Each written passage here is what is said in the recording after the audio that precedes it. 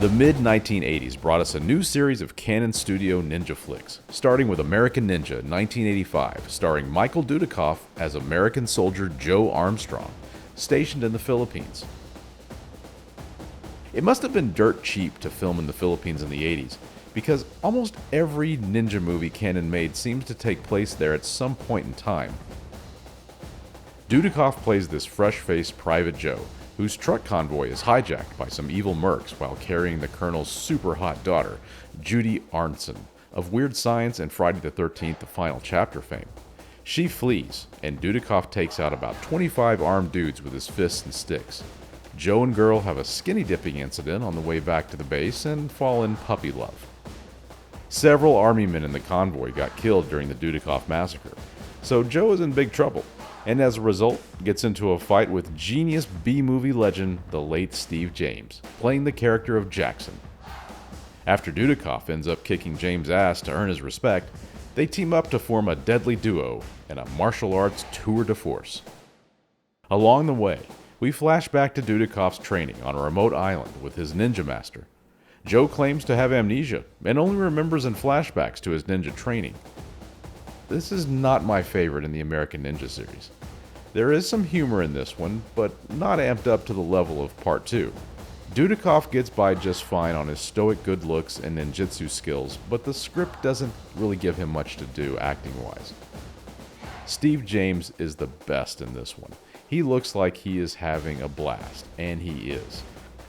All the baddies are stock cardboard cutouts, and that trend continues throughout all the sequels. This one is again directed by Sam Firstenberg, who did Revenge of the Ninja and Ninja 3: The Domination. The ninja action is a lot better here, although a lot of it is basic fighting, nothing too fancy. Unfortunately, there's no Ninja 3: The Domination, black magic, exorcism, zombie soldiers to be found here. I give this American Ninja 2 Steve James biceps and half a blow dart.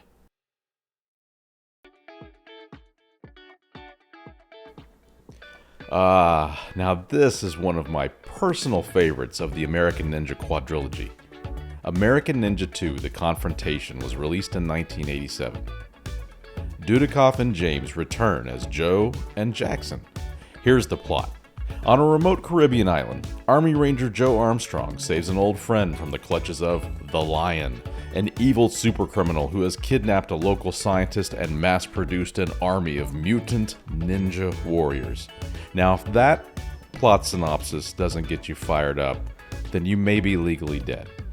This time, the Steve James character is bulked up to twice his normal size. And at some point, he also became a ninja. Although he never dons the suit, he seems to be able to take out every ninja without any problem, so I'm assuming he is a ninja? Maybe an honorary ninja? I guess it depends where you're from, because you may not be an American ninja, you could be a Philippine ninja, a Caribbean ninja, I don't know. Anyway, these ninja, they go down with a simple tap to the head. They don't have much stamina. The main bad ninja has a scar on one eye, so you can tell him apart from the other ninjas. The biggest difference in this movie is the humor. Steve James really hams it up this time, while Dudikoff plays the straight guy, of course. The chemistry between the two is much better this time out. They both seem to be having fun playing off each other, despite the paper-thin plot that more or less takes Dudikoff from one confrontation to the next, hence the title. The funniest thing in this one is how Steve James will start fighting someone and then all of a sudden his shirt is ripped off so he can show off his new biceps.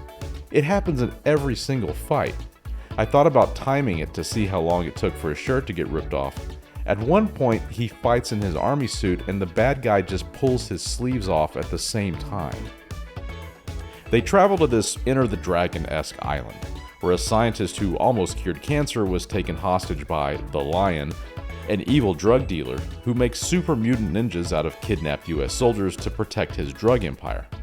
Now, this is just a thought, but wouldn't it make more sense to go ahead and get that cancer cure down before the super ninja thing?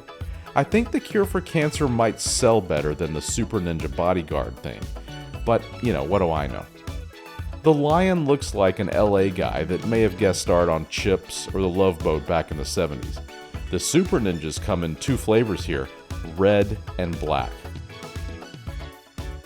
The musical score here is really nice by George S. Clinton, and it's a great 80s action synth music score.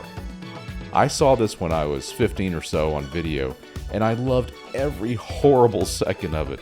This is maybe my favorite Canon Ninja movie of all time. It's right up there with Ninja 3.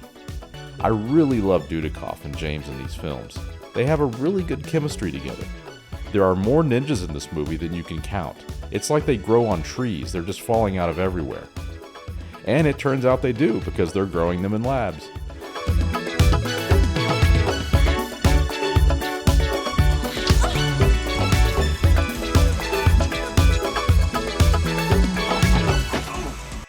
American Ninja 2, The Confrontation.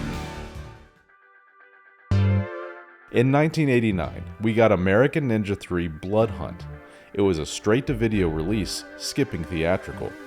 Now, we have a new white guy ninja, David Bradley, who in real life was a real martial artist.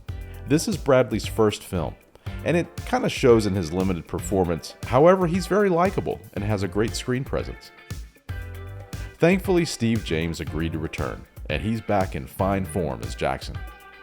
He and Bradley have decent chemistry, but they throw in this annoying sidekick character who almost ruins the whole movie single-handedly. That seems to be a theme with this series, is the annoying sidekick. The plot concerns the death of David Bradley's father, who was shot and killed when he is a child at a martial arts contest by some bad guys. A master ninja rescues him from the bad guys that killed his dad and then trains him to be a ninja.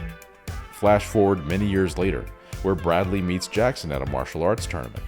There is a reference to Dudikoff during a fight scene where Jackson says, "I thought I left ninjas behind in the army where I left Joe." So fear not. It appears our country is still being protected by evil ninjas by Dudikoff, somewhere, someplace. Probably in the Philippines. Some funny things of note in this movie are the outfits worn by Bradley. In the first big ninja fight, Bradley takes on numerous ninja in acid-washed jeans and a jean jacket with white Nikes.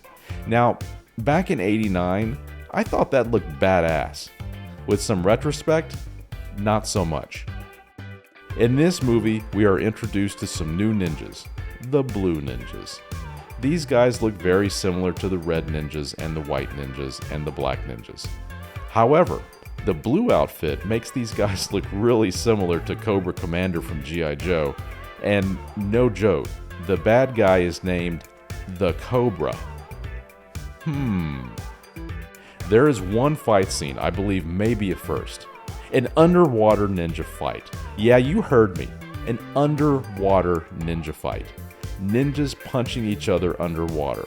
Now, this is a much cheaper movie than the first two, if that's even possible.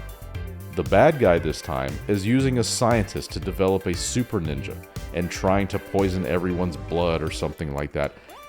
The Cobra looks like Patrick Duffy with a bit of Larry Bird thrown in. It's very odd casting. He looks like he sells carpet.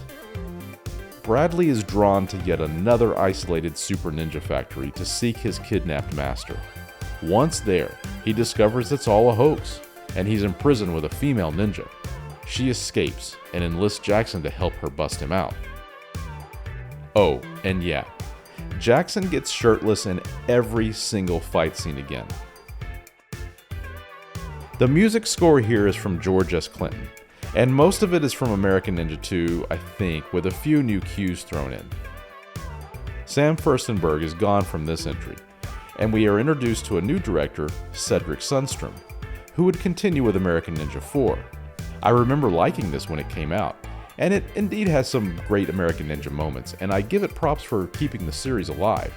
It's a little more serious than Part 2, which is not great because it robs James of some really good comedic lines. Now we got ninjas.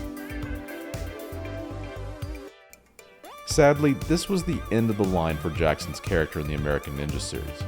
James passed away from prostate cancer at the age of 41 in 1993. It just really reminds you that we're all human, and we can leave this ninja-infested life at any moment. I'm sure that much like in the American Ninja movies, Steve went down fighting.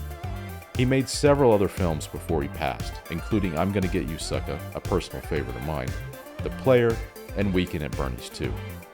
Peace out to you, Brother Jackson. I give American Ninja 3 kind of a low, poisonous 2 darts to the eyes. I think you're finished. Let's go, pal. Now look, if we're gonna remain friends, can't we fight other kind of bad guys like robbers, thieves, and muggers? I mean, does it have to be ninjas? You know how long I've been fighting ninjas? It's been a long time, pal. American Ninja 3, Blood Hunt. In 1990, we got American Ninja 4, The Annihilation. And ladies and gentlemen, we are back in the theatrical game. This movie came out at the theater. And I went to see this at the Ridgemar General Cinema in the summer of 1990. It brought both American Ninjas to the screen for the cost of one movie. How could this go wrong? If the subtitle is The Annihilation, could it mean that both American Ninjas could wipe out the entire ninja race? In this one, Bradley is captured yet again, like in the last movie, by ninja terrorists, while trying to rescue some Canon Delta Force extras sent to find a nuke to blow up New York City. I am beginning to question Bradley's ninja credentials at this point, because he gets captured in every movie he's in. Right at the get-go, you can tell this movie has a larger budget with which to work from. Canon probably had some theatrical deals in place if they could actually team up both American Ninja stars together, just like Star Trek did with Kirk and Picard. Alright, that's a stretch. I'm just trying to think of something, but I can't. Without Steve James, these movies have zero humor, and without that, it is a bad day in Hazard. So when the new American Ninja is down, who do you call? Dudikoff. The original American Ninja, who, like the 4th Rambo film, is in the Peace Corps, living a quiet, reflective ninja life, teaching poor children to be ninjas. I want you to go outside and find an example of our environment. When you come back, we'll discuss it, okay? Teach these kids how to beat the F out of a ninja, man. Things that popped out to me as weird. When parachuting from a plane into a jungle, is it normal to wear a members-only leather jacket? Is it the canon rulebook that every American ninja has to have a young, annoying sidekick in tow? We are introduced to the yellow ninjas in this one, so now we have the red, blue, black, white, and yellow ninjas. The bad guy carries a whip around and looks like your local child molesting uncle who lives in the abandoned house on the corner. Lick my shoe.